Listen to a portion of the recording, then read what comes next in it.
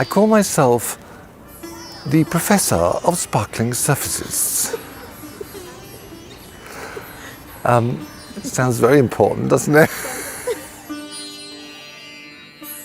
Well, my obsession is glass, and I suppose I've created a certain technique over the past, almost 50 years of creating works in mirror and sparkly things and objet trouvé, but it's very much, it's a week where I let people open their hearts and themselves, which rarely happens in lives.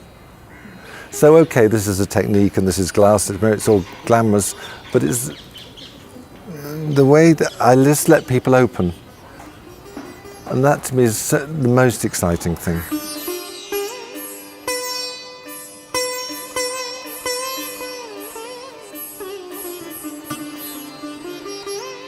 The results are gorgeous because I love glamour, so everything's very glamorous and magical.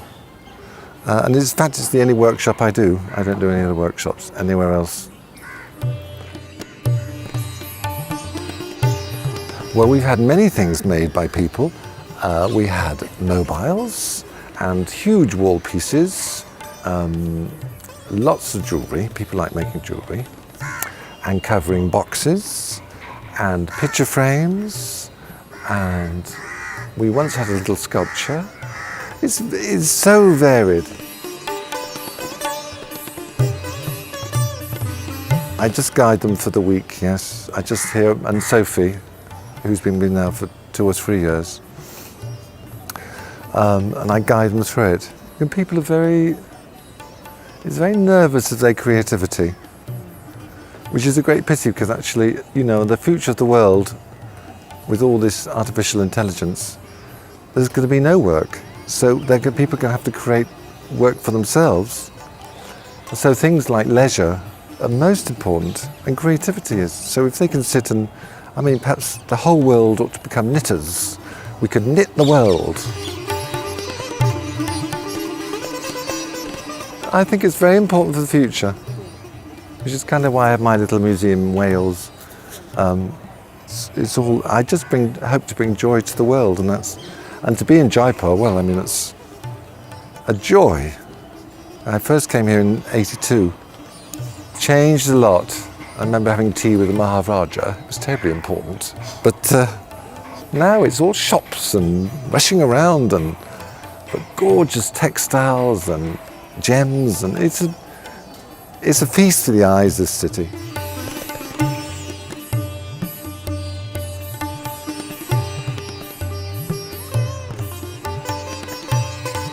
We go on a special trip when we arrive, and we go to 3 shops, the mirror shop, and then we go down to the craft shop, which is with things people buy for weddings, and where they can cut out pieces and people can cover and all sorts of marvellous things. And funny enough, they have these wooden cutouts. Well, they've got kangaroos, which is very curious, but not tigers. Now, why, I don't know. Anyhow, we go there, and then we go down to the gem shop, which is all the glass beads and little bits of glass.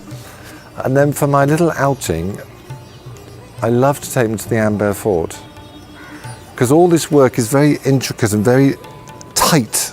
People get very tight. And the Amber Fort is all about openness, you know, and it's big and marvellous views, and it's just gorgeous. It's just a beautiful place just to walk around. I've done it for years, but I never get bored of it. The excitement of going up through that doors, and then, and the spaces. That Mughal architecture is really quite extraordinary.